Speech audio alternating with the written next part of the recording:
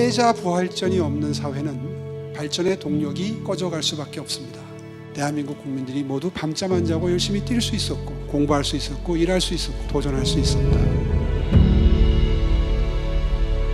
혁신에 있어서 교육의 역할이라든가 혹은 포용적 정치제도에서 정치적 리더들 역할이 어떤 것인지 로빈슨 교수님 어떤 생각하고 계시는지 한번. When I look at the education in Korea and the extent of educational investment, that's really the key to understanding a very significant facet of the Korean economic experience, which is how you can combine very rapid economic growth and structural transformation. The broader social science evidence is very clear. More inclusive political systems are associated with more investment in public services, particularly more investment in education, better educational attainment, higher tax revenues relative to national income, because they're more legitimate with the citizens, and higher rates of economic growth. But what the evidence shows, and what we argue in Why Nations Fail, is it's very hard to sustain something like that, because it's too reliant on individual leaders and their commitments.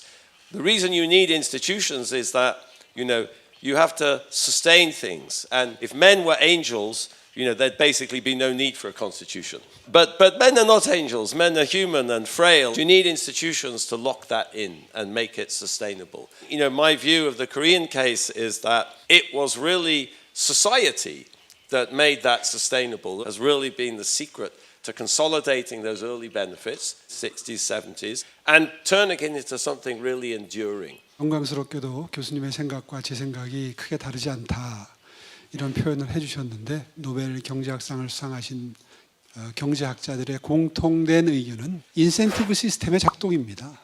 인센티브라는 건 다른 게 아니라 한 분 한 분의 국민이 끊임없이 새로운 도전을 하고 그 과정에서 많은 노력을 기울였을 때 성과라고 하는 것이 배신하지 않는다. 정당한 보상이 따라온다. 이런 국가 제도만 잘 만들어지고 유지 관리될 수 있다면 그 나라는 반드시 번영할 수밖에 없습니다. 인간은 다 욕망이 있고 이기심이 있는데 잘 살고 싶은 욕심이 있는 거죠. 그걸 가능케 하는 공부가 됐든 어떤 도전적인 모험이 됐든 그런 노력을 기울임으로써 잘 살 수 있다, 남보다 앞설 수 있다라고 하는 이기심을 자극할 때 조그마한 성취들이 쌓이는 거고요. 그러한 조그마한 성취들이, 성과들이 모이고 쌓일 때 비로소 국가적인 번영이 되는 것이다. 대한민국이 짧은 기간에 그것이 가능했던 것은 노력만 하면 잘 살 수 있다는 이런 단순한 믿음이 한 번도 배신당한 적이 없기 때문에, 그런 사회라는 믿음이 있었기 때문에 대한민국 국민들이 모두 밤잠 안 자고 열심히 뛸 수 있었고, 공부할 수 있었고, 일할 수 있었고, 새로운 아이디어를 내서 도전할 수 있었다. 바로 그것이 대한민국 발전의 원동력이 됐다.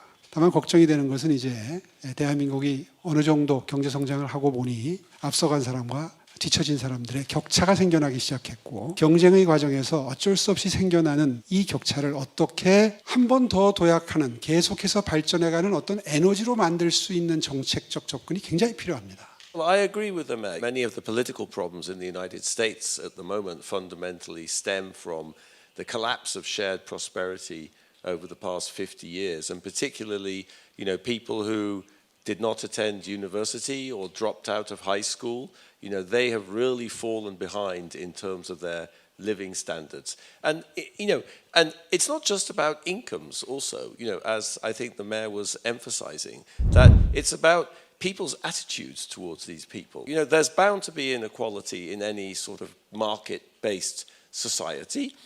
What we learned in the United States is how important it is to make these people feel included, in the society and part of a common project and respected also. I think that is very key. 패자 부활전이 없는 사회는 발전의 동력이 꺼져갈 수밖에 없습니다. 그렇지 않습니까?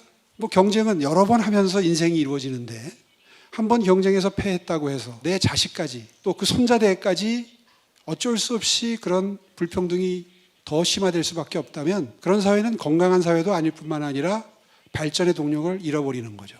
불평등은 발전의 동력이 될 수도 있고 오히려 사회를 더 퇴보하게 만드는 어떤 원인이 될 수도 있다. 이게 무슨 말이냐면요, 적당한 불평등은 에너지가 될 수도 있습니다.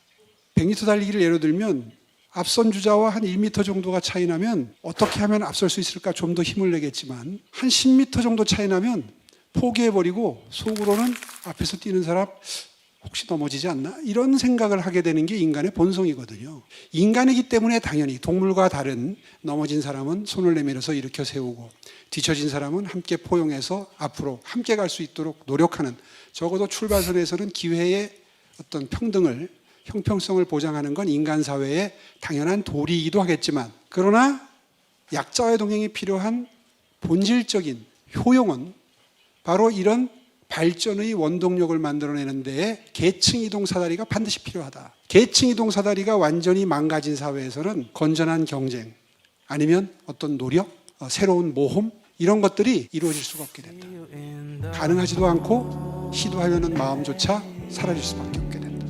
그래서 서울시의 가장 중요한 비전이 약자와의 동행으로 설정이 됩니다.